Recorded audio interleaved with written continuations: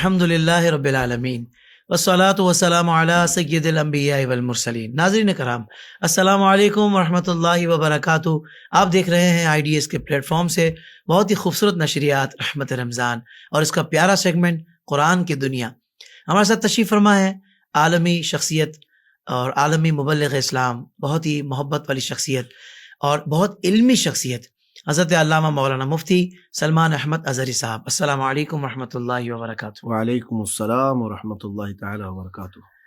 قبلہ خیریت سے ہیں؟ مزاج بخیر آپ کے؟ الحمدللہ، اللہ کا فضل ہے۔ مفتی صاحب، کل ہم نے کلام کیا تھا کہ قرآن سے عقائد اہل سنت کا بیان، تو میں چاہ رہا تھا کہ آج بھی ہم اسی کو اگر کنٹینیو کر لیں، کیا فرماتے ہیں؟ بالکل ارشاد۔ سبحان اللہ، کیونکہ بہت ساری باتیں، سوالات ایسے ہیں کہ جو عوام کے ذہنوں میں رہتے ہیں اور وہ چاہتے ہیں کہ بھائی جب مفتی صاحب نے یہ موضوع چھیڑ ہی دیا ہے تو پھر ہمیں یہ بھی بتائیں کہ یہ بھی قرآنی عقیدہ ہے جو الحمدللہ اہل سنت والے جس انداز سے الحمدللہ یہ کر رہے ہوتے ہیں۔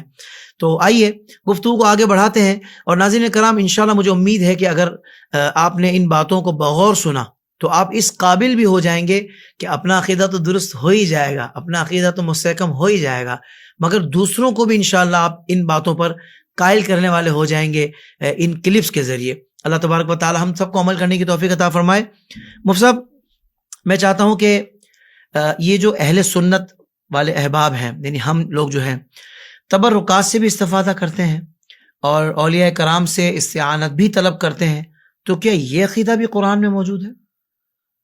الحمدللہ وکفا وسلام علی حبیبہ المصطفی، اما بعد فاعوذ باللہ من الشیطان الرجیم، بسم اللہ الرحمن الرحیم۔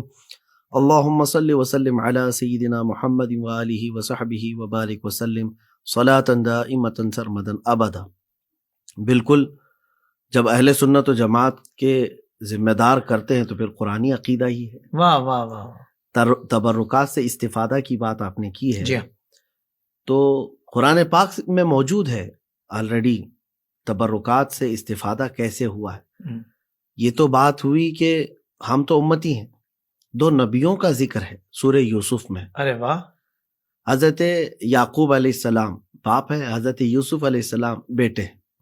پورا واقعہ آپ کے ذہن میں ہو اگر، یوسف علیہ السلام کے بھائیوں نے ان کو کنویں میں ڈالا حسد کی وجہ سے، پھر ایک قافلے کے ساتھ آپ مصر چلے آئے، اور مصر میں آنے کے بعد عزیز مصر کے گھر رہے، پھر وہاں سے پھر جیل گئے، جیل سے 14 سال کے بعد آپ کو اللہ تبارک و تعالیٰ نے وزارت عظمیٰ پر ڈائریکٹ فائز فرمایا۔ اب یہ معاملات ہو جانے کے بعد اس میں سالوں بیت گئے، قحط سالی آئی مصر میں اور پورے علاقوں میں، تو بادشاہ جو غلہ تقسیم کر رہا تھا، کہ یہ پورا تفصیل سے جانا پڑے گا ہمیں، لیکن میں مختصراً آپ کو عرض کر رہا ہوں۔ تو یوسف علیہ السلام کے بھائی بھی آئے تھے جنہوں نے ان کو کنویں میں ڈالا تھا، وہ غلہ لینے آئے، اور اس کے بعد پھر ان کے ایک بھائی کو اس جرم میں پکڑ لیا گیا کہ سونے کی کھٹوری ان کے غلے میں آئی تھی، جبکہ وہ حضرت یوسف علیہ السلام نے ہی رکھا تھا۔ وہ پہچان رہے تھے ان بھائیوں کو، لیکن یہ حضرت یوسف کو نہیں پہچان رہے تھے۔ اب مسئلہ کیا ہے جو مجھے بتانا ہے؟ یوسف علیہ السلام نے یہ کہا کہ جاؤ اپنے باپ کو لے کر کے آؤ، تو میں تمہارے اس چھوٹے والے بھائی کو چھوڑتا ہوں۔ یہ بنیامین تھے۔ حضرت یوسف علیہ السلام کے بعد حضرت یعقوب علیہ السلام ان کو بے انتہا محبت کرتے تھے، بہت چاہتے تھے۔ اب بھائیوں کو یہ ڈر تھا کہ پہلے میں ایک مرتبہ تو ہم یوسف کو کھوئے اور باپ سے ناراضگی بھی مول لی، اور حضرت یعقوب علیہ السلام یوسف علیہ السلام کے گم ہو جانے کے بعد ان کے غم میں اتنا روئے تھے کہ آپ کی بینائی چلی، اللہ اکبر، آنکھیں چلی گئی تھی۔ یہ پورا میں قرآن پاک کے ذریعے سے آپ کے سامنے لاتا ہوں۔ تو اب ان بھائیوں کو یوسف علیہ السلام نے جب کہا کہ اپنے باپ کو لے آؤ، تو انہوں نے کہا کہ نہیں، وہ تو معذور ہیں، عمر ہو گئی ہے، آنکھیں نہیں ہیں۔ تب کیا کہا حضرت یوسف علیہ السلام نے؟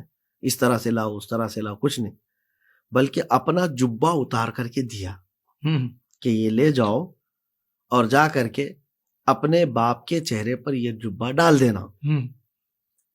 یہ 10 بھائیوں نے، یہ قرآن میں موجود ہے، 13ویں پارے میں موجود ہے۔ واہ واہ واہ۔ اب یہ لوگ یہاں سے جبہ لے کر کے نکلتے ہیں۔ اب یہاں پر مجھے وہ بھی بتانی پڑے گی نبی کی طاقت بھی کیا ہے۔ کیا بات ہے، واہ واہ۔ ہاں، کہ سورہ یوسف میں رب تعالیٰ فرماتا ہے وَلَمَّا فَصَلَتِ الْعِيرُ قَالَ أَبُوهُمْ إِنِّي لَأَجِدُ رِيعَ يُوسُف۔ ابھی وہ بھائی جو ہے درمیان راستے میں تھے یا گھر پہنچنے والے تھے، یعقوب علیہ السلام گھر میں بے چین ہو گئے اور کہنے لگے کہ مجھے یوسف کی خوشبو آ رہی ہے، ہائے ہائے ہائے، واہ واہ واہ، اس جبے کی خوشبو آ رہی تھی۔ اچھا آ گئے، جب گھر پہنچ گئے تو اب قرآن کو سنیے، فلما ان جاء البشیر القاہ علی وجہہ فارتد بصیرا، جب یہ لوگ آئے تو حضرت یوسف علیہ السلام کا وہ جبہ القاہ علی وجہہ، یعقوب علیہ السلام کے چہرے پر انہوں نے ڈالا تو ہوا کیا؟ آپ کی بینائی واپس آ گئی۔ سبحان اللہ سبحان اللہ، فرتد بصیرا، قرآن کہہ رہا ہے بینائی واپس آ گئی۔ تو اب مجھے بتائیے کس کا جبہ ہے؟ یوسف علیہ السلام جی، کا جبہ، یوسف علیہ السلام کا، اور جن کے چہرے پر ڈالا گیا وہ کون ہے؟ یعقوب علیہ السلام، باپ ہے، نبی ہیں، نبی ہے، ایک نبی کا جبہ دوسرے نبی کو فائدہ دے سکتا ہے، کیا کہنے، تو پھر نبی کے تبرکات امتی کو کیوں نہیں فائدہ دے کیا سکتے؟ بات ہے مفتی صاحب، سبحان اللہ سبحان اللہ تبرکات سے استفادہ تو قرآن پاک میں موجود ہے۔ سبحان اللہ سبحان تو اللہ، یہ عقیدہ جو ہے قرآنی عقیدہ ہے اور اہل سنت و جماعت کا ہے کہ جو رسول کریم صلی اللہ تعالی علیہ وسلم سے ریلیٹڈ چیز ہو یا اللہ تبارک و تعالیٰ کے محبوبوں سے متعلق چیز ہو، ہم اس سے اس تبرک سے استفادہ کرتے ہیں۔ سبحان اللہ سبحان اللہ۔ تو مفتی صاحب یہ ارشاد فرمائیے کہ اولیاء اللہ سے جو استعانت کی جاتی ہے، مدد طلب کی جاتی ہے، تو اس کا بھی ثبوت قرآن میں موجود ہے؟ دیکھیں، اگر اس سے مراد آپ یہ کہتے ہیں مدد کے متعلق، یہاں گمراہ کرنے کے لیے یہ چیزیں بھی یعنی باطل جماعتوں نے ایک شوشہ چھوڑا ہوا ہے، اہل سنت و جماعت اللہ کے سوا دوسروں سے مانگتے ہیں، اور اس پر وہ یہ بات لے کر کے آتے ہیں ایاک نعبد و ایاک نستعین، جی، کہ ہم تو تیری عبادت کرتے ہیں اور تجھ سے ہی مدد قرآن میں تو یہ آیا ہے، یہی آیا اور آپ جو ہے نا وہ اولیاء اللہ سے مانگ رہے ہیں۔ مانگ رہے ہیں۔ تو اب مجھے بتائیے، حضرت عیسیٰ علیہ السلام کا ذکر بھی قرآن پاک میں آیا ہے، صحیح، تو حضرت عیسیٰ علیہ السلام اپنے حواریین سے کہتے ہیں من انصاری الی اللہ، کون ہے جو اللہ کی طرف میری مدد کرے گا؟ کون مانگ رہا ہے مدد؟ اللہ کے نبی، نبی، اور کس سے کہہ رہے ہیں؟ اپنے حواریوں سے، اور ان حواریین کو کیا کہا گیا ہے؟ انصار کے لفظ سے استعمال کیا گیا ہے کہ مدد کرنے والے۔ اچھا دوسری بات یہ ہے کہ یہ جتنے اس طرح کی باتیں ہمارے اوپر تھوپتے ہیں، مدینہ طیبہ میں جو رسول کریم صلی اللہ تعالی علیہ وسلم کے وہ صحابہ جنہوں نے مدد کیا، ان کو کیا کہا جاتا ہے؟ انصار کہا جاتا ہے، جی انصار کہا جاتا مدد کرنے والے۔ ہے، واہ واہ، جو رسول پاک صلی اللہ علیہ وسلم کے حمایتی تھے ان کو انصار کہا گیا ہے۔ تو حضور پاک صلی اللہ علیہ وسلم نے ان کی مدد لی تھی یا نہیں لی تھی؟ جی بالکل، اگر اللہ تبارک و تعالیٰ کے علاوہ کسی اور کی مدد لینا جائز ہی نہیں تھا تو حضور نہیں کسی کی مدد لیتے۔ اب یہاں فرق یہ کرتے ہیں کہ ہم زندوں سے مدد لے سکتے ہیں، مردوں سے نہیں۔ تو اب یہ ان کے اوپر ہی ہے سوال کہ آپ یہ ہمیں قرآن سے بتاؤ کہ زندوں سے کہاں لینے کا حکم آیا ہے اور مردوں سے لینے کو منع کہاں کیا گیا۔ واہ واہ، اس کے بعد پھر ہمارا جواب ہوگا، پھر ہمارا جواب ہوگا۔ اب ایک چیز تو تسلیم کر رہے ہیں نا کہ ہاں عیسیٰ علیہ السلام کا جو ذکر آیا ہے وہ بھی ان کے حوارین سے انہوں نے مدد طلب کی، وہ زندہ تھے۔ یا حضور پاک صلی اللہ علیہ وسلم کی میں نے مثال پیش کی تو آپ یہی کہیں گے کہ وہ صحابہ اس وقت بحیات تھے، لیکن یہاں معاملہ الگ ہے کہ آپ جو وفات پا چکے ان سے مدد مانگتے ہیں۔ اب سوال آپ سے ہی ہے، آپ ہم کو یہ تفصیل بتائیں قرآن پاک سے کہ جس کا انتقال ہو گیا اس سے مدد نہیں مانگا جا سکتا، یہ کہاں ہے؟ اور جو زندہ ہے صرف اسی سے مدد مانگی جا سکتی ہے، یہ بھی کہاں ہے؟ جب اللہ تبارک و تعالیٰ کے سوا کسی سے مدد مانگنا اس نیت سے کہ یہ اللہ کا محبوب ہے، خدا نہیں ہے، واہ واہ واہ، اللہ کا محبوب ہے، خدا نہیں ہے، اللہ کی دی ہوئی طاقتیں، اللہ تعالیٰ کی دیے ہوئے تصرفات سے ہماری مدد کرے گا، تو اس نیت سے تو مدد طلب کر سکتا ہے۔ واہ واہ واہ واہ، سبحان اللہ سبحان اللہ۔ علامہ صاحب دیکھیں یہاں پر پھر یہ والی بات آتی ہے، لوگ یہ بھی کہتے ہیں کہ کیا اللہ تبارک و تعالیٰ ڈائریکٹ نہیں دے سکتا، بغیر وسیلے کے نہیں دے سکتا؟ اور ہم کہتے ہیں یقیناً دے سکتا ہے، جی، پر اصل سوال تو یہ ہے کہ وہ دیتا ہے یا نہیں دیتا، اور وسیلے کے بغیر کیسا دیتا ہے، وسیلے کے ساتھ پھر کیا نوازشات ہوتی ہیں؟ دیکھیں اللہ تبارک و تعالیٰ کے متعلق تو ہم عقیدہ یہی رکھتے ہیں کہ رب تبارک و تعالیٰ اپنے اوامر میں، اپنے احکامات میں کسی کا محتاج نہیں۔ بے شک، سبحان اللہ، اہل سنت و جماعت کا عقیدہ یہی ہم نے آج تک کبھی بھی یہ نہیں کہا کہ اللہ تعالیٰ کی بارگاہ میں مانگنے کے لیے وسیلہ واجب ہے یا فرض ہے۔ بہت اچھے، واجب و فرض نہیں ہے۔ دیکھیں رب تبارک و تعالیٰ کو منانے کے لیے یہ وسیلہ ہے، حالانکہ قرآن پاک میں رب تعالیٰ نے فرمایا ادعونی استجب لکم، تم مجھے پکارو میں جواب دوں گا. اور اللہ تعالیٰ نے یہ بھی فرمایا وَإِذَا سَأَلَكَ عِبَادِي عَنِّي فَإِنِّي قَرِيبٌ أُجِيبُ دَعْوَةَ الدَّاعِ إِذَا دَعَانِي. قرآن میں اللہ نے یہ بھی فرمایا اَمَّن يُجِيبُ الْمُضْطَرَّ إِذَا دَعَاهُ وَيَكْشِفُ السُّوءَ وَيَجْعَلُكُمْ خُلَفَاءَ الْأَرْضِ. کون ہے جو بے چینوں کی سنتا ہے ان کو جواب دیتا ہے؟ وہ اللہ ہے، اللہ کے سوا کوئی ہے. لیکن اب یہاں وسیلے کی بات آپ نے چھیڑ دی ہے، اور پھر یہ بھی بلیم ہمارے اوپر ہے کہ اہل سنت و جماعت یہ مانتے ہیں کہ بغیر وسیلے کی دعا ہوتی ہی نہیں. یہ غلط ہے، الزام ہے. اللہ تبارک و تعالیٰ کے دربار میں ہم مانگتے ہیں، اللہ سے مانگیں، بالکل جائز ہے، لیکن جب وسیلے کے ذریعے سے مانگی جاتی ہے تو اس میں حسن پیدا ہے. سبحان. میں اس کی ایک مثال دیتا ہوں آپ کو. سورہ آل عمران میں ایک آیت ہے، 3 پارے کی یہ آیت ہے. آپ کو میں یہ واقعے کی طرف تھوڑا سا لے کر کے جاتا ہوں کہ حضرت عمران تھے اور ان کی بیوی حنا تھی. ان کو اولاد نہیں تھی. انہوں نے منت مانگی کہ مولا اگر ہم کو کوئی ایک بیٹا ہوتا ہے تو ہم اس کو بیت المقدس کی خدمت کے لیے وقف کریں گے. صحیح. تو رب تبارک و تعالیٰ نے ان کو بڑی عمر میں، جبکہ وہ بڑھاپے کو پہنچ چکے تھے، دیا اولاد، لیکن بیٹا نہیں بیٹی دیا. یہ بھی ذکر قرآن پاک میں پورا ہے، موجود ہے. فَلَمَّا وَضَعَتْهَا قَالَتْ رَبِّ إِنِّي وَضَعْتُهَا أُنثَىٰ. جب انہوں نے جنم دیا بچی کو تو دیکھا کہ وہ بیٹی ہیں، لڑکی ہیں. وَاللَّهُ أَعْلَمُ بِمَا وَضَعَتْ. جبکہ اللہ بہتر جانتا ہے کہ اس نے کیا جنم دیا ہے، کیا جنا ہے حنا نے. اب مسئلہ کیا ہوا؟ نظر تھی اللہ تعالیٰ کی بارگاہ میں کہ جو اولاد ہوگی تو اس کو وقف کریں گے. اب جو بھی ہوئی ہے وہ لا کر کے بیت المقدس میں وقف کیا. کس کے ہاتھ دیا؟ حضرت زکریا علیہ السلام کی، جو خود نبی ہیں. یہ ذہن میں رکھیے آپ، خود نبی ہیں. اور اچھا اتفاق یہ ہے کہ اس نبی کو بڑی عمر ہو جانے کے بعد بھی اولاد ان کے پاس بھی نہیں ہے، حضرت زکریا علیہ السلام. اب ایک بیٹی ملی ہے حضرت عمران کی اور حنا کی، نازوں سے پالتے رہے، محراب مریم میں لے جا کر کے رکھا. اب وہاں پرورش ہو رہی ہے. یہ بھی میں نے کسی آپ کے مجلس میں ذکر کیا ہے کہ حضرت زکریا علیہ السلام جب محراب میں جاتے مریم کے، کلما دخل علیہا زکریا المحراب وجد عندها رزقا، جب جا کر کے دیکھتے تو رزق وہاں پر پایا جاتا، پھل فروٹ، یعنی بغیر موسم والے پھل وہاں موجود. واہ واہ واہ. تو وہ پوچھتی کہ کہاں سے آ رہا ہے تمہارے پاس؟ انا لکی ھذا، قالت، تو وہ کہتی ہوا من عند اللہ، یہ اللہ کی طرف سے. سبحان اللہ. ان اللہ یرزق من یشاء بغیر حساب. بے شک اللہ جسے چاہتا ہے بے حساب رزق دیتا ہے. اب یہاں تک بات ہو گئی. اب اس کے آگے کی آیت پڑھیں آپ، ہم اپنے موضوع پر آ جائیں گے. واہ. اس کے آگے کی آیت جو پڑھیں گے آپ کا سوال ہے. واہ واہ واہ واہ. یہ واقعہ آپ کے ذہن میں آ گیا. آگے آیت یہ ہے، ہنالک دعا زکریا ربہ. وہیں کھڑے ہو کر کے زکریا علیہ السلام نے اپنے رب سے دعا کی، مانگی. کیا؟ ہنالک دعا زکریا ربہ قال رب ہب لی من لدنک ذریۃ طیبۃ انک سمیع الدعاء.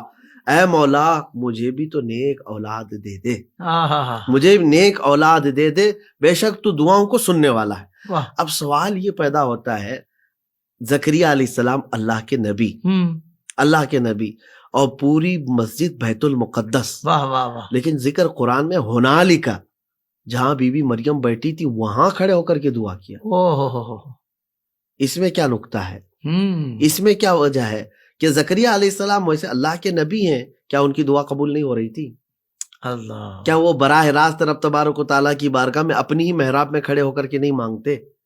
تو یہ قرآن کی آیت یہ بتا رہی ہے کہ جہاں اللہ کے محبوب ہوتے ہیں وہ جگہ بھی مستجاب ہوتی ہے. کیا کہنے ہیں مفتی صاحب، سبحان اللہ، کی قبولیت کے لیے. سبحان اللہ. تو آپ جیسے وسیلے کے متعلق بات کر رہے ہیں، جگہوں کا بھی بڑا اہم رول ہے. واہ واہ واہ واہ. جو جگہ اللہ تبارک و تعالیٰ کے اولیاء بیٹھے ہوں، محبوب بیٹھے ہوں، وہ جگہ بھی اتنی مقدس ہے کہ وہاں کھڑے ہو کر کے دعا کریں تو قبول ہوتی ہے. تو پھر ان لوگوں کی ذات سے وسیلہ لے کر کے دعا کی جائے تو کیا رب تبارک و تعالیٰ کی بارگاہ میں اس کا کوئی مقام نہیں ہے؟ اللہ اکبر. آپ نے مقام کی بات کی تو مجھے مقام ابراہیم بھی یاد آ گیا. ہاں بالکل، یہاں پر بھی بات ہے. اچھا، مقام ابراہیم کی بات آپ نے چھیڑی ہے تو اب یہ بھی ذکر کرنا ہے کہ وَاتَّخِذُوا مِن مَّقَامِ إِبْرَاهِيمَ مُصَلًّى، آیت ہے کہ مقام ابراہیم کو تم اپنی نماز کی جگہ بناؤ. اب دیکھیے، حکیم الامت نے اس پہ کیا بہترین نقطہ بیان فرمایا. کس وجہ سے اس ایک پتھر کے پاس تمہیں 2 رکعت پڑھنے کا حکم دیا گیا؟ اس لیے کہ اس پر کھڑے ہو کر کے ابراہیم علیہ السلام نے خانہ کعبہ کی تعمیر کی. اس پر حضرت ابراہیم علیہ السلام کے قدموں کے 2 نشان ہیں؟ جی نہیں، بلکہ وہ فرماتے ہیں اس وجہ سے کہ اس پر کھڑے ہو کر کے ابراہیم علیہ السلام نے ہمارے نبی کو مانگا تھا، اے ہمارے رب ان میں سے ایک ایسا رسول بھیج جو تیری آیتیں تلاوت کرتا ہو، ان کے دلوں کو پاک کرتا ہو اور انہیں کتاب و حکمت سکھاتا ہو. واہ واہ واہ. اور ابراہیم علیہ السلام کی دعا وہاں قبول ہوئی، اس پتھر پر دعا قبول ہوئی. تبھی تو میرے آقا صلی اللہ علیہ وسلم نے فرمایا انا دعوت ابی ابراہیم و بشارت عیسیٰ، میں میرے باپ ابراہیم کی دعا کا نتیجہ ہوں. اللہ اکبر. تو اللہ کے نبی ہمارے آقا و مولا محمد الرسول اللہ صلی اللہ علیہ وسلم کو جس جگہ کھڑے ہو کر حضرت ابراہیم علیہ السلام نے مانگا تھا وہ پتھر افضل ہے. وہ پتھر افضل ہے جہاں پر سارے لوگوں سے کہا جاتا ہے کہ 2 رکعت وہاں پر پڑھ کے جاؤ طواف کے بعد مقام ابراہیم. وہاں کوئی نہیں روکتا حضرت. وہاں کیوں روکیں گے؟ نفل پڑھنے کیونکہ سے. یہ ارکان میں سے آ گئے. یہاں کیوں پڑھ رہے ہو آپ؟ وہاں پیچھے پڑھ لو، کہیں اور پڑھ لو. نہیں، وہاں مان رہے ہیں بالکل ہیں مگر دوسری جگہ انکار کر رہے ہیں اسی معاملے کا. یہ ایک عجیب سی منافقت کی چال ہے. جی اگر دل کے اندر احساس ہو تو وہ سمجھ جائیں گے کہ اللہ تبارک و تعالیٰ کے محبوبوں کو جہاں اس نے رکھا ہے وہ جگہیں بھی مقدس ہیں، معتبر ہیں. دیکھیں حضرت بی بی ہاجرہ دوڑ لگائی تھی لیکن اللہ تعالیٰ کے ہاں وہ ادا پسند آئی. تو اب ہر آنے والے حاجی کو دوڑایا جا رہا ہے. کیا بات ہے. آج تو آپ کبھی عمرہ کیے ہوں گے، حج کیے ہوں گے، بہت ہوئے ہوں گے الحمدللہ. بی بی ہاجرہ جو دوڑ لگائی تھی تو وہ تو اپنے بیٹے کے پانی کی پیاس کو بجھانے کے لیے. اب تمہارا کون سا بیٹا بھی لگ رہا ہے؟ آپ تو پانی پی کے دوڑ لگا رہے ہیں. پانی پی کے ہاتھ میں پانی لے کے دوڑ لگا رہے ہیں. پتہ ہی چلا ہے کہ فقط محبوبوں کی ادائیں ہیں وہ. تو رب تبارک و تعالیٰ کی بارگاہ میں یہ مقام رکھتی ہیں. اور یہاں سے بھی ثابت ہوتا ہے کہ حضرت عمر فاروق رضی اللہ تعالیٰ عنہ کی وہ روایت کہ حجر اسود کے پاس آ کر کھڑے ہو کر کے آپ نے کہا کہ اے حجر اسود میرے نزدیک تو ایک پتھر ہی ہے، میں تجھے نہیں چومتا اگر دیکھتا نہ کہ حضور نے تجھ کو چوما ہے. اللہ اکبر. میرے آقا صلی اللہ تعالیٰ علیہ وسلم نے اپنے لب تجھے لگائے ہیں اس لیے میں بھی تجھے چوم رہا ہوں. یہ کیا ہے؟ یہ ساری باتیں، یہ تبرکات سے استفادہ، یعنی اہل اللہ سے نسبت رکھنے والی چیزوں کا احترام. یہ ساری چیزیں عقائد اہل سنت و جماعت سے ہے، معمولات اہل سنت و جماعت سے جو کہ قرآن و حدیث سے ہے. سبحان اللہ سبحان اللہ. یعنی مطلب یہ ہوا حضرت کہ جو دین ہے وہ نبی پاک صلی اللہ علیہ وسلم سے محبت کا نام ہے. بالکل. نبی پاک صلی اللہ علیہ وسلم سے جس چیز کو نسبت ہو جائے اس کی جو جتنی حیا اور ادب کر گیا وہ اتنا اپنی جھولیوں کو بھر کر جائے گا. بالکل بالکل. سبحان اللہ. یعنی ہمارے ہر معاملہ جڑا ہوا ہے نبی پاک صلی اللہ علیہ وسلم کی نسبت سے. بالکل بالکل. اچھا حضرت، یہ آج بات چل رہی ہے تو ذہن میں باتیں آ رہی ہیں، میں نے کہا چلے ساری باتیں آج پوچھ لی جائے اس حوالے سے کہ اہل سنت والے احباب یعنی ہم لوگ جب کھڑے ہو کر صلاۃ السلام پڑھتے ہیں تو اس پر بھی لوگ اعتراض کرتے ہیں کہ یار یہ کھڑے ہو کر سلام کیوں پڑھ رہے ہو، یہ کہاں لکھا ہوا ہے. تو میں چاہوں گا آج یہ بھی بتا دیں کہ اس کا بھی ثبوت قرآن پاک سے. سب سے پہلی چیز تو ان سے خود ہی پوچھ لیں کہ ہم کو اب پڑھنا کیسا وہ تو بتاؤ. ہاں پھر ہم پوچھیں گے کہاں لکھا ہوا ہے. کہاں لکھا ہے؟ اگر وہ کہتے ہیں بیٹھ کر کے تو کہو کہاں ہے بیٹھ کر کے، سو کر کے تو وہ کہاں ہے قرآن پاک میں. اللہ. سلام پڑھنے کا مطلق حکم آیا ہے ان اللہ و ملائکتہ یصلون علی النبی، اس کے بعد حکم ہے یا ایھا الذین آمنوا صلوا علیہ وسلموا تسلیما. اے ایمان والو اس رسول پر خوب درود بھیجو اور سلام بھیجو. اس پوری آیت میں نہ کھڑے ہونے کا ذکر ہے، نہ بیٹھنے کا اور نہ سونے کا، نہ ٹائم کا، نہ وقت کا. اللہ اکبر. تمہیں جس انداز سے چاہے اس رسول رحمت صلی اللہ علیہ وسلم پر درود بھیجو، سلام بھیجو. اچھا اب یہاں پر آپ کے اس سوال کے ساتھ اور بھی میں لگا دوں، کیونکہ ہماری فیلڈ ہی یہ ہے کہ روز یہ چیزیں آتی رہتی ہیں. اللہ اکبر. کہ ان کے چھوڑے ہوئے سوالات یا شوشجات جو ہمارے نوجوانوں کے دلوں میں اور ان کے ذہنوں میں کھلبلی مچاتے رہتے ہیں، حالانکہ کوئی بڑی چیزیں نہیں ہیں.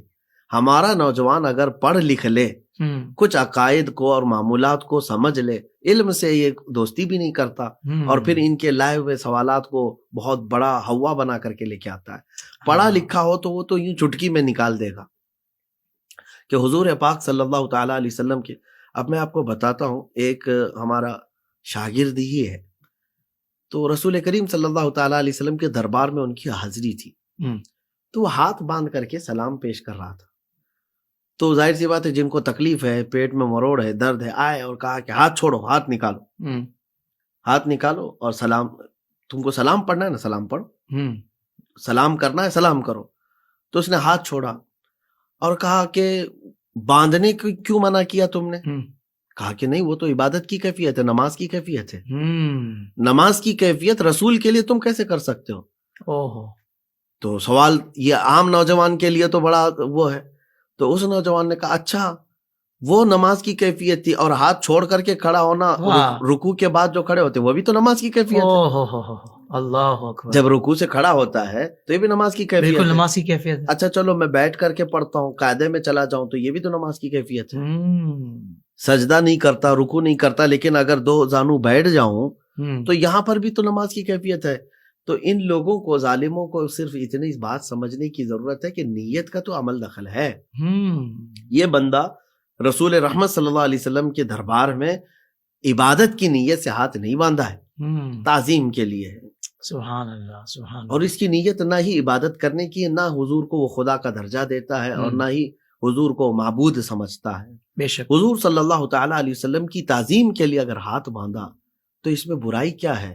فرق صرف اتنا ہے کہ تم دنیا داروں کے لیے کھڑے بھی ہوتے ہو، دنیا داروں کی جوتیاں بھی اٹھاتے ہو، دنیا داروں کے لیے ہاتھ بھی باندھ لیتے ہو. تمہیں وہ اعمال مبارک اہل سنت و جماعت اگر کھڑے ہوتے ہیں تو اپنے نبی کے لیے کھڑے ہوتے ہیں، سبحان اللہ. رسول رحمت صلی اللہ علیہ وسلم کے لیے تعظیم کرتے ہیں اور اپنے ہاتھوں کو بھی باندھ لیتے ہیں. فرق صرف اتنا ہے، تم بھی کر رہے ہو، ہم بھی کر رہے ہیں. تمہیں وہ دنیا داروں کی تعظیم مبارک، ہمیں آمینہ کے لال کی تعظیم مبارک. سبحان اللہ، سبحان اللہ. تو حضرت اس کا مطلب ہے کہ اب اذان سے پہلے بھی درود شریف پڑھ لیا تو کوئی مسئلہ نہیں ہے؟ بالکل پڑھنا چاہیے، بالکل پڑھنا چاہیے. رسول کریم صلی اللہ تعالیٰ علیہ وسلم پر سلام بھیجنے کے لیے ابھی تو آپ نے خود کہا کہ وقت کی بھی قید نہیں ہے. وہی میں کہہ رہا ہوں نا حضرت، اس پر بھی تو اعتراض کرتے ہیں. کتنا مطلب ایسی باتیں لا رہے ہیں کہ بندہ حیران ہو جائے کہ بندہ مومن ہو کر تو یہ باتیں کر رہا ہے. مجھے حیرت اس بات کی ہوتی ہے کہ پیر نصیر صاحب کا وہ شعر یاد آتا ہے، حاضر و ناظر و غیب و نور و بشر کو چھوڑ، شکر کر کے وہ تیرے عیبوں کو چھپائے ہوئے.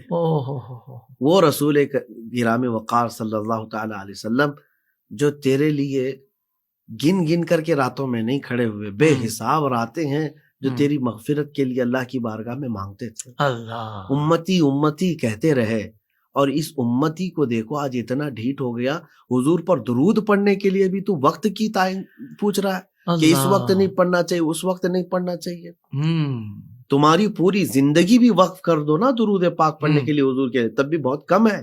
اللہ اکبر کبیر. نبی کریم صلی اللہ تعالیٰ علیہ وسلم کے ان احسانات کا تم کیا بدلہ دے سکتے ہو؟ بس یہ سنیوں کو بہکانے کی سازشیں ہیں. اور میں سمجھتا ہوں کہ شیطان کبھی ایسے لباس میں آتا ہے جو بھولے بھالے سنیوں کو حضور پاک صلی اللہ علیہ وسلم کی محبت سے دور کرتا ہے. اور یہاں اعلیٰ حضرت کی وہ بات یاد کر لینا، اے نوجوانوں، آپ نے سچ کہا تھا، آنکھ سے کاجل صاف چرا لیں، یہاں وہ چور بلا کے ہیں، تیری گٹھری تاکی ہے اور تو نے نیند نکالی ہے. آنکھ سے کاجل صاف چرا لیں کا مطلب کیا ہے؟ مطلب یہ ہے، ہمارے ساتھ ایک معاملہ بھی پیش آیا، ایک تھانے دار تھے، ہم نے ان سے کہا بھی تھا کہ صاحب آپ کے پولیس اسٹیشن میں کوئی ایسا کیس کبھی رجسٹرڈ ہوا ہے کہ کسی نے کسی کی آنکھ سے کاجل چرایا ہو؟ تو ہنسنے لگے کہ کیا کہہ رہے آپ، پاکٹ مار، یہ چوری کرنے والا، ڈاکہ ڈالنے والا، بہت سارے موبائل چور، چین چور، سب تو کیس آئے ہیں، لیکن یہ کیا بات ہوئی کہ آنکھ سے کاجل بھی چرایا ہو؟ ہم نے کہا تھا، وہ بھی صاحب مسلمان تھے، ہم نے کہا اعلیٰ حضرت نے لکھا ہے آنکھ سے کاجل صاف چرا لیں، یہاں وہ چور بلا کے ہیں ایسے چور یہاں پہ. تو مطلب یہ ہے کہ اہل سنت و جماعت کو یہ جاننا چاہیے، ہماری آنکھوں کے کاجل وہ شیشی اور ڈبی والا نہیں ہے. آنکھ کا کاجل سے مراد عشق رسول ہے، اللہ، محبت مصطفیٰ صلی اللہ علیہ وسلم ہے.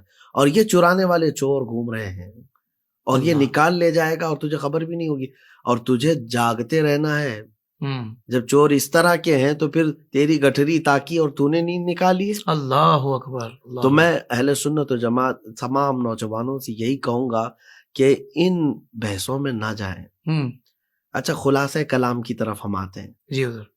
کہ تمہیں ورغلانے کے لیے کچھ ایسی چیزیں استعمال کرتے ہیں لوگ، جیسے تمہارے معمولات ہیں، آپ جو ہے گھر میں فاتحہ پڑھ رہے ہیں، اولیاء اکرام سے وسیلہ یا پھر مزارات پر جا رہے ہیں، یہ سب کو لے کر کے بار بار تمہیں کوریکتے رہتے ہیں، یہ کہاں یہ کہاں یہ کہاں ہے۔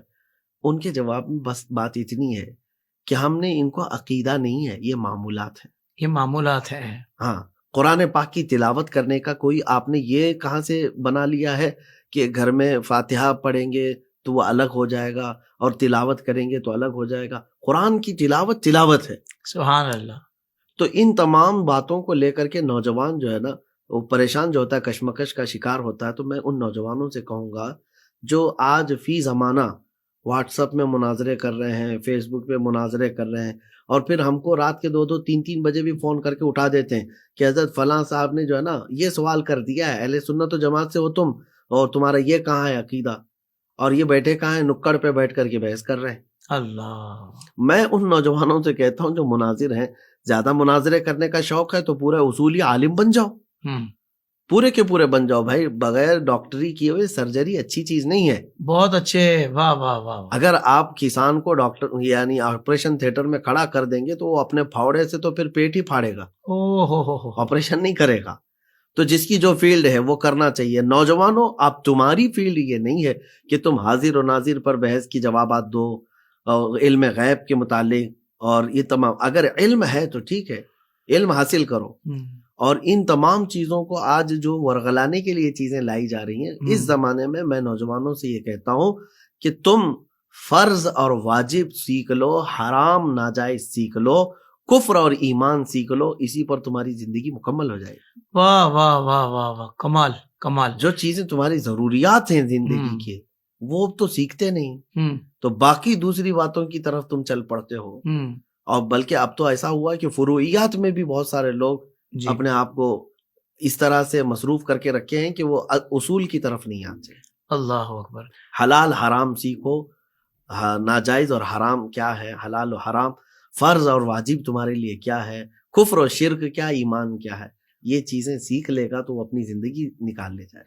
مفتی صاحب، ایک بندے نے بڑی خوبصورت بات کہی کہ بھائی جس صحبت میں آپ بیٹھ رہے ہیں، جن کو آپ بظاہر دینی احباب سمجھ رہے ہیں، ان کی مجلس میں بیٹھ کے خالی اس بات پہ غور کر لو کہ وہ جو باتیں چاہے وہ قرآن سے بتاتے ہوں یا حدیث طیبہ سے بتاتے ہوں، ان کو سن کر حضور کی محبت بڑھ رہی ہے یا کم ہو رہی ہے۔ بالکل۔ ایک بندے کو کسی نے پکڑ لیا، اس نے کہا یار تم جب بات کرتے ہو یہ کہتے ہو کہ بھائی ان کے پاس یہ نہیں ہے، حضور کے پاس یہ اختیار نہیں ہے۔ بولا یار ہمیں ایسا محسوس ہوتا ہے کہ جیسے آپ حضور کی شان کو گھٹانے کی کوشش کر رہے ہو۔ بالکل۔ تو کہا یار کبھی آپ کے منہ سے یہ نہیں سنا کہ بھائی اللہ کے محبوب ہیں، وجہ تخلیق کائنات ہیں، وہ خالق کائنات ہے، اپنے محبوب کو رب نے اتنا نوازا ہے، کبھی یہ باتیں آپ کے منہ سے نہیں سنی؟ کیوں نہیں سنی؟ عداوت جب موجود ہو، کڑن موجود ہو، تو یہ منافقین کی علامت ہے۔ دیکھیں فی زمانہ ہم کسی کو براہ راست منافق کہتے نہیں ہیں، لیکن علامات نفاق یہی ہیں۔ علامات نفاق یہ ہیں، وہ اپنے دلوں کے اندر چھپائے ہوئے ہیں، کھل کر کے بولتے نہیں ہیں۔ اللہ، اس طرح کی باتیں جو آئی ہیں، میں آپ کو بتاتا ہوں، قرآن پاک میں بھی کچھ آیتیں ہیں، جیسے عبداللہ بن ابی جو منافقین کا سردار تھا، اس کے ساتھ بھی یہ معاملہ ہوا تھا کہ غزوہ تھا، غزوہ بنو مستلق سے لوٹ رہے تھے صحابہ، تو ایک کنویں میں تکرار ہو گئی مہاجرین اور انصار کے بیچ میں۔ وہ کنویں کے ڈول نکالنے کے معاملے میں کچھ تکرار ہو گئی، تو انصار اور مہاجرین کے درمیان یہ جب بحث ہو رہی تھی، مہاجرین کون ہے؟ جو ہجرت کر کے آئے، جی، اور انصار مدینے والے۔ عبداللہ بن ابی اس میں موجود تھا، تو وہ چڑ کر کے کہنے لگا یہ آئے ہوئے لوگ ہم پر تو اب حکومت کرنے لگ گئے، اب یہ اتنے بڑھ گئے کہ ہم کو مار رہے ہیں یا ہم سے جھگڑا کر رہے ہیں۔ اور اس نے یہ کہا کہ ہم جائیں گے مدینے میں تو ہم عزت والے لوگ جو مل کر کے ان ذلیلوں کو نکالیں گے۔ لَيُخْرِجَنَّ الْأَعَزُّ مِنْهَا الْأَذَلَّ، منافقین میں سے سورہ منافقون کی آیت ہے، انہوں نے کہا کہ ہم ذلیلوں کو نکالیں گے۔ یہ کہاں بات ہوئی ہے؟ وہ جھگڑے میں تکرار میں ہوئی، بیٹے نے بات سن لی، منافقین کے سردار کے بیٹے کی بات ہے، صحیح، اور وہ صحابی رسول، پکے عاشق رسول، واہ واہ واہ، خبر مل گئی کہ آپ کے باپ نے تو ایسا کہا ہے۔ تو کیا کیا تھا انہوں نے پتا ہے؟ یہ مدینہ آنے سے پہلے ہی سرحد پر کھڑے ہو گئے اور اپنے باپ کا راستہ روک لیا، کہا میں تجھے مدینے میں داخل ہونے نہیں دوں گا۔ واہ واہ۔ تو نے کیسے کہا کہ رسول اللہ صلی اللہ علیہ وسلم اور مہاجرین یہ ذلیل لوگ ہیں اور ان کو تم مدینے سے نکالو گے؟ کیسے کہا تم نے؟ ہم عزت والے ہیں۔ تو اس نے کہا تم بیٹے ہو میرے، میری بات کو تو سمجھو۔ کہا کوئی بات سمجھنے کی نہیں، میں اس بات میں کوئی سمجھوتا نہیں کرتا جس میں شان رسالت میں تنقیص ہو رہی ہے۔ اس نے کہا میں نے رسول اللہ کو نہیں کہا ہے۔ کہا لیکن تم نے تو کہا جو ہجرت کر کے آئے ہوئے ہیں ان ذلیلوں کو نکالیں گے، اس میں رسول اللہ بھی ہیں۔ تو اب جو ہے بیٹے نے کیا کیا، راستہ روک لیا اور کہا میں جب اس وقت تک جانے نہیں دوں گا جب تک تم اس بات کو نہ تسلیم کر لو۔ سب آئے، باپ کو اندر مدینے آنے نہیں دے رہا ہے بیٹا۔ واہ واہ واہ۔ اور اس کے بعد باپ نے کہا کہ بتا میں کیا کہوں؟ بیٹے نے کہا یہ کہو کہ میں ذلیل ہوں اور رسول اللہ اور ان کے صحابہ عزت والے۔ واہ واہ، اعلان کرو۔ سبحان اللہ سبحان اللہ۔ باپ سے اعلان کروایا بیٹے نے۔ تو یہ جو واقعات میں نے صرف جھلکیاں آپ کے سامنے رکھی ہیں، یہ آج بھی موجود ہیں، جو شان رسالت میں کہیں نہ کہیں شوشہ دیکھ کر کے سیند مارتے ہیں۔ اور ہمارے بچوں کو، ہمارے نوجوانوں کو ایسی ہی ہونا چاہیے جیسے عبداللہ بن ابی کے بیٹے یہ صحابی رسول تھے۔ پھر ہم یہ نہیں دیکھیں گے مجلس کہاں سجی ہوئی ہے، بول کون رہا ہے۔ نبی سے ہو جو بیگانہ اسے دل سے جدا کر دیں، پدر مادر برادر جان و مال ان پر فدا کر۔ سبحان اللہ سبحان اللہ۔ اللہ آپ کو جزائے خیر دے مفتی صاحب، اللہ آپ کو جزائے خیر دے۔ کیا کمال کی آپ نے باتیں ارشاد فرمائی ہیں۔